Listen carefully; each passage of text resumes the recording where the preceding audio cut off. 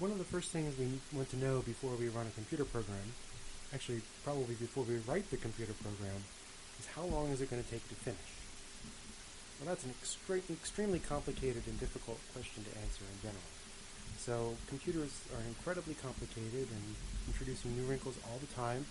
They have multiple cores, they have speculative evaluation, they have CPUs and GPUs, and on and on and on. The computer that you're using now is going to be different than the computer you're using 6 months from now, and so on. So if we tried to answer that question in its full complexity, we'd probably get nowhere at all. So what we're going to do is we're going to take a page from Einstein's book. This quote by Einstein is usually just summarized as, things should be made as simple as possible, but no simpler. We're probably going to make them even a little bit simpler than possible. We're only going to count what we call floating point operations, or flops. So in other words, arithmetic. We're going to ignore memory allocation, copying things around, all those things which take real time but don't count as arithmetic. In part, this is just a relic from the early days of computing, but on these big scientific kinds of problems that are solved, it still tells us something about the relative performance of different algorithms. Okay, so let's look at this loop that comes from Gaussian elimination from the previous lecture. This is where all the actual work is done. We have these two nested loops, and then the arithmetic is in these two lines inside the loop. Well, the first one is easy. The first line here just has one division, so that counts as one flop. In the next line, we actually have a vector. So this is a vector with n minus j plus 1 elements. So the final length of the vector, you take the ending index minus the starting index and add 1. So that means that this multiplication here is a scalar times a vector. So we have n minus j plus 1 multiplications. So when we count a flop, we count only scalar operations. And then the subtraction here is the difference of two vectors, so that's n minus j plus 1 subtractions. So again, in the spirit of keeping things simple, we're going to count all the arithmetic operations to take the same amount of time, even if that's not really the case. So the only thing that remains is to deal with these loops. But fortunately, the loops themselves tell us how to accumulate what's going on over all the different iterations. So if we look at this loop in I, okay, what we're saying is that for every different value of I, we have to do this work. I runs from j plus 1 to n. And what we have inside that loop is one division plus 2 times the quantity n minus j plus 1 to account for the multiplications and subtractions. And then, sorry, I have to put this out of the way. The loop in j is on the outside of this. So we get a sum where j ranges from 1 to n minus 1. So that's how we deal with these things. We take them from the inside and work outwards. Okay, so this is an expression that we could do algebra on. It's not too bad. Certainly we could ask a computer to do it. And we get an expression which has a bunch of things in it. But now we're going to appeal to the fact that we're kind of only doing things approximately. And when you're doing something that's kind of approximate, it's a little bit nuts to take a whole bunch of pains to get a lot of precision out of it. And in fact, the thinking goes something like this. If n is small, if you have a 20 by 20 matrix, everything happens really fast. It doesn't take very long to solve that problem at all. So we don't really care how long it takes, because it's fast. It's only when n gets really large that it might take a while to grind through all these different matrix entries. So if we're only concerned about what happens when n is large, maybe we should drop things that aren't significant compared to the largest terms in the expression. And that's the idea behind what's called asymptotic notation. So we only care about what happens for large values of n, and we're going to use two symbols to help simplify the discussion. So the first is this big O symbol. So we would say f is big O of g.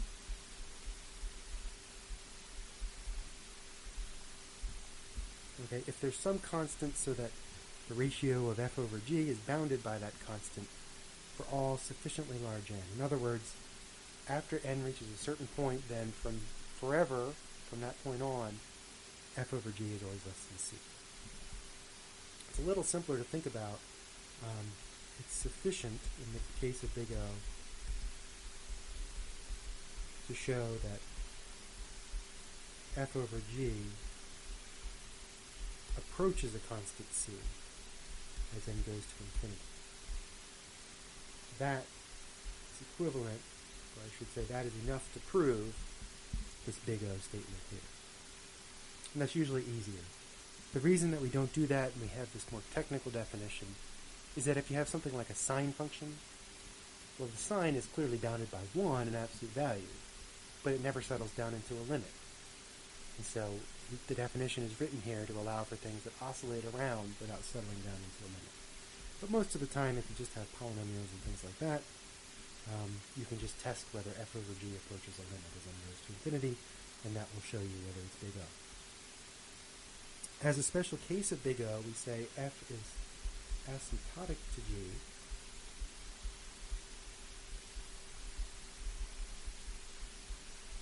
if the limit of that ratio is equal to 1 as n goes to infinity.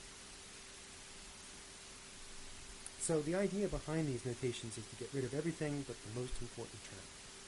So if we had an expression like n cubed over 2 plus n here, well, if n is really large, that n is insignificant compared to n cubed over 2. And so the whole thing is really just big O of n cubed. You can check that if you take the ratio of n cubed over 2 plus n to n cubed, that ratio goes to 1/2 as n goes to infinity. Now, it's also true that n cubed over 2 plus n divided by 13n to the 7th, right? That is also bounded by a constant. In fact, it goes to 0 as n goes to infinity. Well, it's mathematically true, but it's not the most useful expression. It's not the most informative way to use big O. So you want to avoid statements like this that are technically true but are misleading. We really want to say that the thing is big O of n cubed. That's the dominant power. On the other hand, if we want to get even more delicate and more precise, we won't throw away that 1/2. So the n cubed over 2 plus n is asymptotic to 1/2 n cubed. 1/2 now matters if we use the asymptotic notation. So it just shows us that leading constant. Okay, so one of the advantages of using these notations, particularly the asymptotic notation, is that the summations that we get in evaluating flock counts become quite simple to simplify. So obviously, if we have the sum from I equals 1 to n of 1, well, that doesn't depend on I at all. You just get n. You get n copies of 1. It's actually equality, not just asymptotic. But you can also show that the sum of I from I equals 1 to n is 1/2 n squared. The sum of I squared is 1/3 n cubed. The sum of I to the p is n to the p plus 1 over p plus 1. These formulas are exactly like integration of x to the p. Right? We have that the integral of x to the p dx is x to the p plus 1 divided by p plus 1. So you already know these formulas. They're just sums now instead of numbers. Okay, so here comes our count from Gaussian elimination.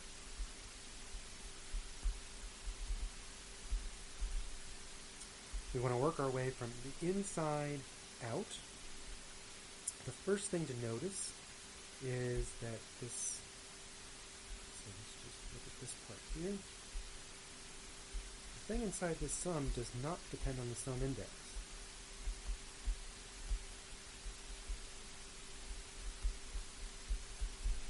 Okay, the number of operations we have to do in this inner loop doesn't actually depend on the value of I. So it's just this number added to itself a bunch of times. And the number of times is equal to, so we take this number,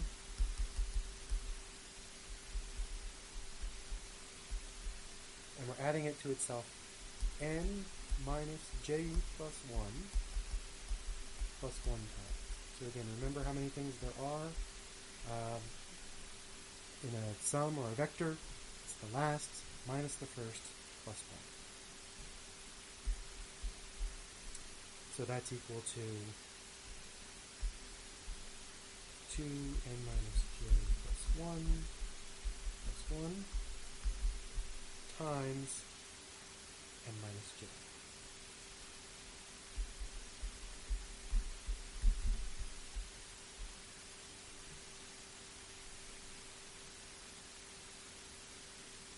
Okay, so now we're left with the sum from j equals 1 to n minus 1 of this stuff in here.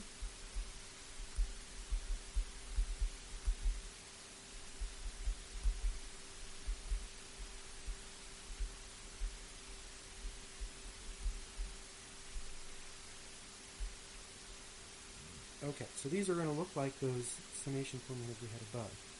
But there's a trick to make it a little bit simpler. You notice how we have this recurrence of n minus j in here? Well, that motivates a change of variables. Just like you can change variables in intervals, you can change variables in sums. So we'll define k to be n minus j, so j is n minus k. And now we get a sum where we have n minus k goes from 1 to n minus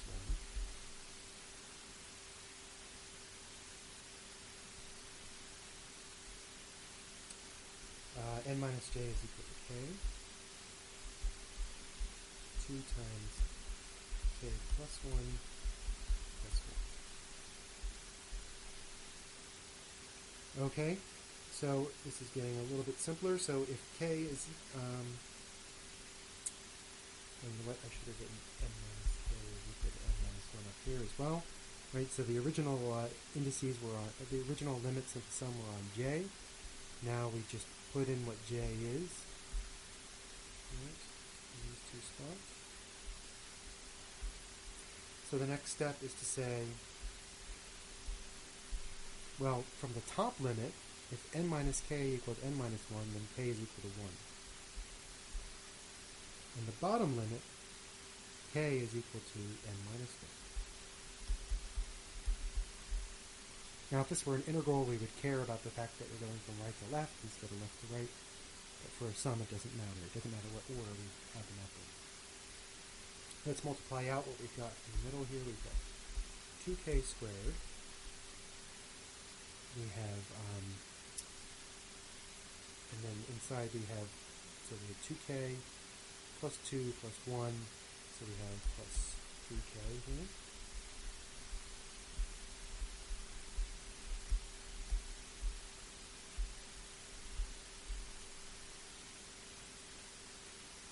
Okay, and now this is equal to, this is the same thing as sum from k equals 1 to n minus 1 of 2k squared plus the sum from k equals 1 to n minus 1 of 3k.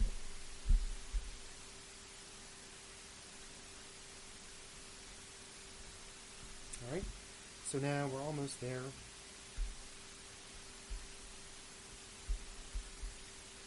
Okay, this is going to be the sum of, now I'm going to be incredibly pedantic about this, but you'll see how easy this comes out to be. We're going to have, what is this quantity? It's the sum from 1 to n minus the nth term, right? So we could write this the sum from k equals 1 to n of k squared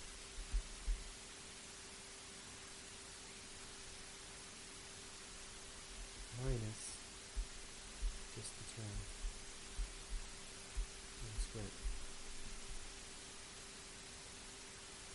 right? So I'm just saying that one of them was left out at the end.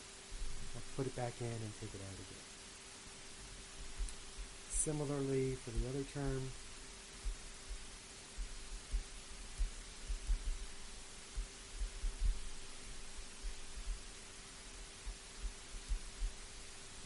I added in the nth term, so I would have to subtract it back out to get to the original.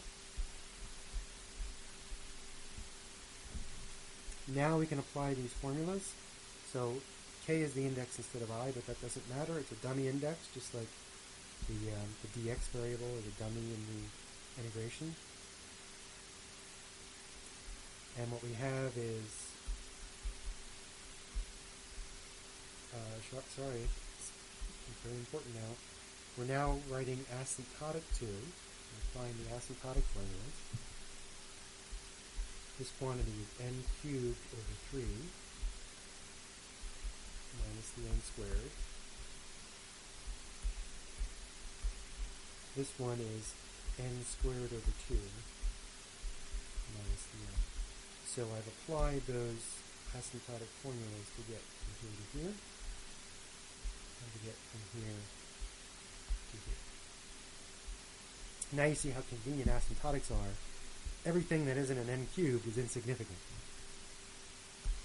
So it instantly goes away, and we just write asymptotic to 2/3 n cubed. That's the flop count for either Gaussian elimination or LU factorization of an n by n matrix. Very famous and well-known result about Gaussian elimination.